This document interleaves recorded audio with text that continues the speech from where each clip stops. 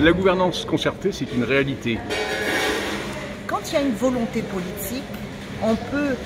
faire en sorte que les institutions fonctionnent. Et je crois que le président Losbar et le président Chalus le montrent aujourd'hui avec cet accord de gouvernance concertée. Vous l'avez entendu, dans la déclinaison du plan de cette mandature que le président Losbar a voulu présenter à son assemblée, on voit combien l'action régionale est complémentaire parce que sans la région, le département ne peut pas procéder à l'aménagement des ports, par exemple, à une politique de logement très ambitieuse et en même temps, sur les questions de santé, nous pouvons, au niveau de la région, financer les équipements qui sont nécessaires à nos établissements de santé pour améliorer l'offre de soins, mais la prise en charge revient au département. Donc,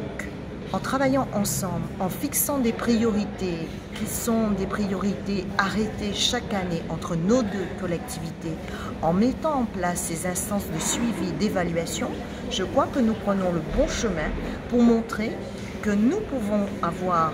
les résultats que nous attendons, parce qu'il ne suffit pas de faire une politique de saupoudrage, il faut se concentrer sur l'essentiel à partir des besoins que nous avons repérés, et je crois qu'il faut entendre le message adressé par les Guadeloupéens lors de ce dernier scrutin, où ils aspirent à ce que nous ayons encore cette capacité d'écoute qui soit beaucoup plus forte et que nous démontrions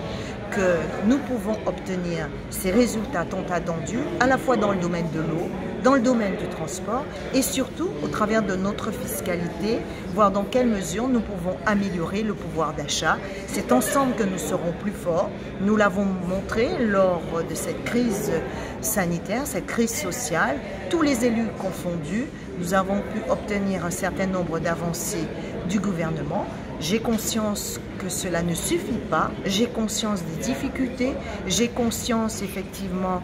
de cette montée de la paupérisation de notre société guadeloupéenne, mais en même temps, nous devons aussi pouvoir rétablir ce dialogue pour que la confiance s'établisse parce qu'il y va du fonctionnement de notre démocratie.